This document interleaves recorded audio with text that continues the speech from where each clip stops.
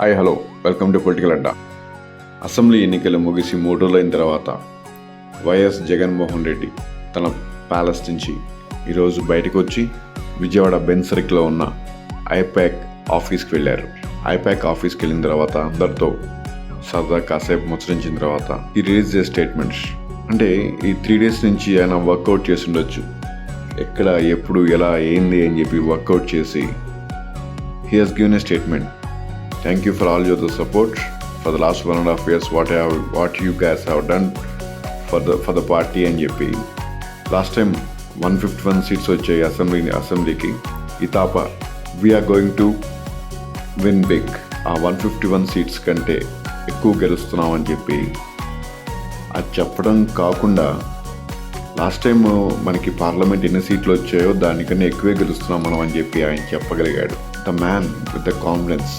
ఎవరికి వాళ్ళు అటు టీడీపీ కానీ అటు జనసేన కానీ ఇటు వైసీపీ లీడర్స్ ఎవరైతే పోటీ చేశారో లేదంటే కార్యకర్తలు ఎవరైతే ఉంటారో ఈ 3 పార్టీల కార్యకర్తలు కానీ లీడర్స్ ఎవరైతే ఉంటారో లిటరల్లీ చెప్పాలంటే వాళ్ళది చేతిలో పట్టుకొని పిసుక్కుంటున్నారు భయ్య.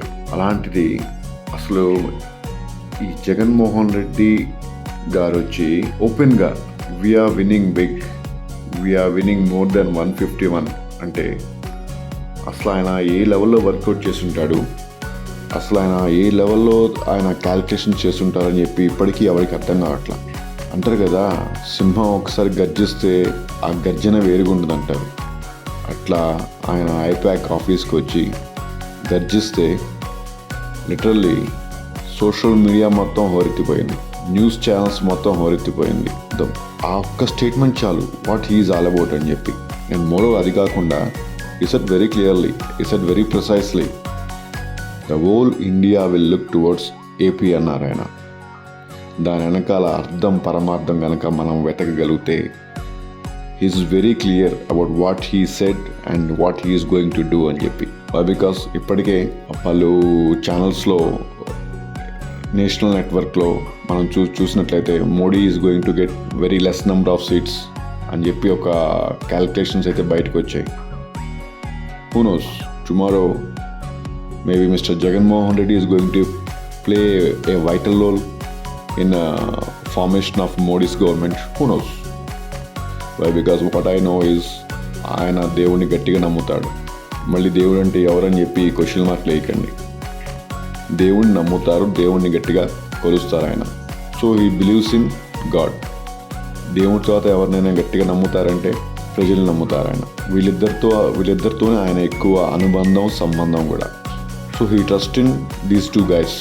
ఒకరు దేవుడు, ఒకరు ప్రజలు. హీ ఫీల్స్ దట్ ఈ ఇద్దరు దేవుడు ప్రజలు ఎవరైతే ఉన్నారో ఆయన డ్రీమ్ని ఫుల్ఫిల్ చేయబోతున్నారని చెప్పి ఆయన అనిపించిండొచ్చు. That's why he openly given the statements. Yes, we're winning big అని చెప్పి. సో ఫింగర్స్ క్రాస్, ఎవరు గెలుస్తారు, ఎవరిని గెలిపిస్తారనేది it's fingers cross. We have to wait till June 4th. Thank you for watching political Adda. Stay tuned for more updates.